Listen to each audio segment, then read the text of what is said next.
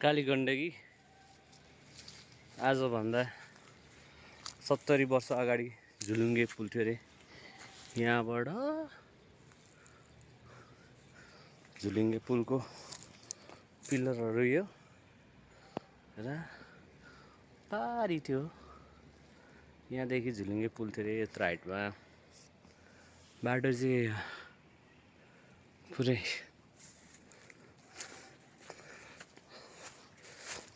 70-80 वर्षको पुरानो बाटो यो। हाम्रो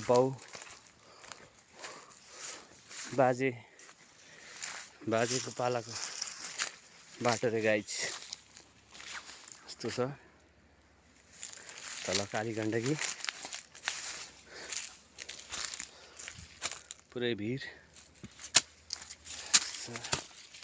यस्तो बाटोमा हिँड्नु पर्छ, दुःख गर्थ्यो। हेर्नु सबै बाटोहरू एउटा 55 वर्षको पुल अगाडि तल्लोपट्टि हाल बन्दै गरेको यस्तो पाखा भिड। हेर्नु अब यो बाटो यस्तो छ, सबै यस्तो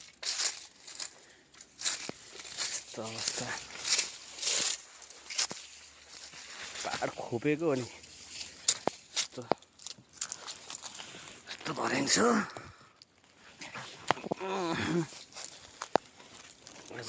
यस्तो गर्दै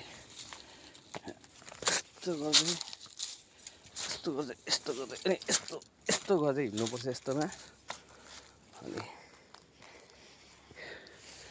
यतादेखि नि छ भर्याङ, नेचुरल भर्याङ।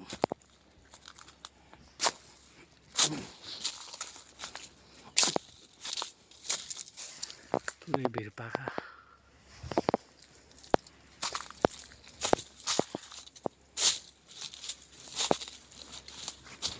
ग्रिपहरू दामी रहेछ। ढुङ्गामा ग्रिप लाएर हिँड्नुपर्छ यस्तो बाटोमा। खानाले खोज्यो क्या हो कुरो।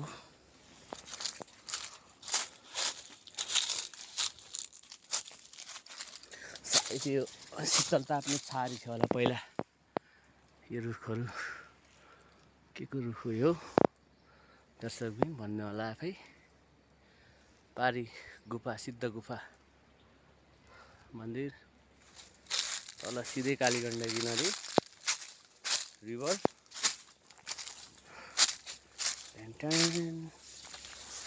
बाटो राइज हेर्नुहोस्।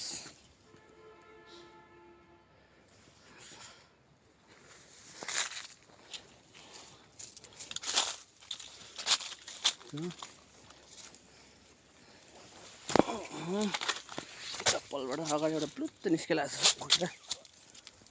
भिड हेर्नु भिड राइट।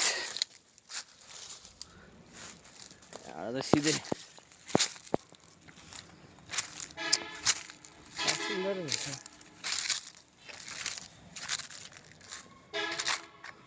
बाटो यता हो र निस्किने के छ हेरौँ यहाँबाट।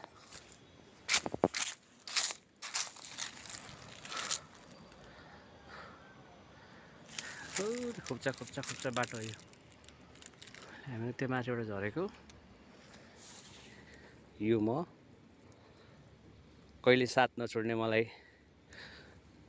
मान्छेको मलाई होइन, हामी सबैलाई कसैलाई नै जिन्दगीभर साथ नछोड्ने। हामी जलेर अथवा पुरेर खरानी र अथवा माटोमा मिलेपछि मात्र यसले साथ छोड्छ हाम्रो।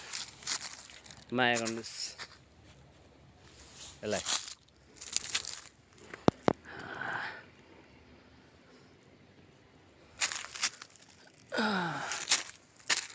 अब लागौँ फेरि ब्याक। त्यही बाटो पुरानो बाटोहरू होइन।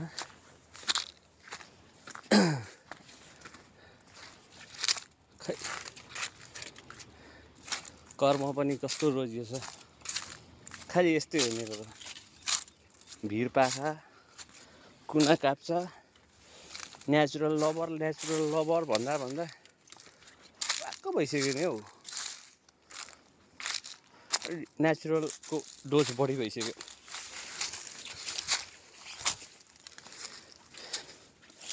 मान्छेलाई सबैले अगाउँदो रहेछ अगाउनु त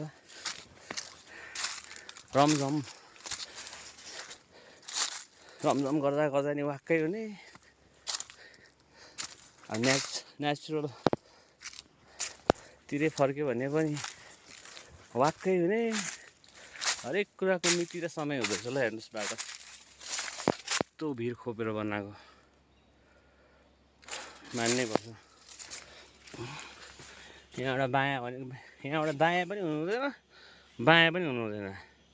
बायाँ भनेर ठोकेर दायाँ उछिटेर तल, त्यस्तो बाटो छ है गाइज। यस्तो अब एकछिन शीतलमा छारीमा रेस्ट गर्नु पर्ला।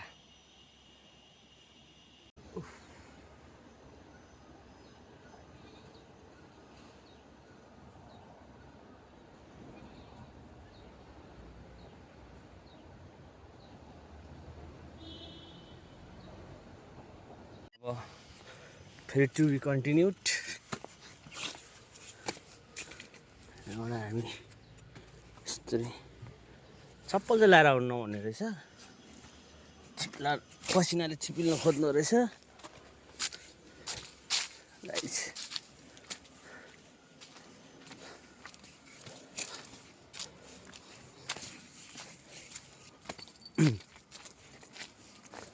ल हेर्नु है, 70-80 वर्षको पुरानो बाटो। यो माथिल्लोपट्टिको 55 वर्ष पुरानो पुल र तल्लोपट्टि भर्खर निर्माण हुँदै गरेको पुल, जसमा तपाईँले देखिरहनुहुन्छ मलाई हैन त।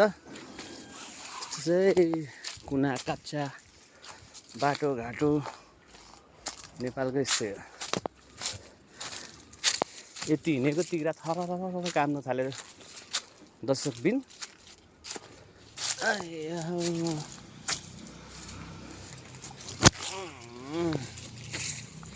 यसरी हिँड्थे पिता पुर्खाहरू। टक्क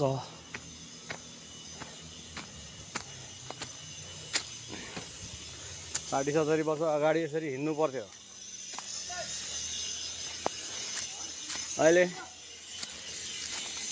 यस्तो विकास भएर सब पिच सुलुलुलु चिप्लिने पिच बनाउँदाखेरि पनि अझैको जेन्जीहरूलाई दुःख हुन्छ। जाँठेहरू नक्कल पार्न मात्र थाक्यो हौ। यस्तो होला अहिले तल्लो पुल माथिल्लो पुल।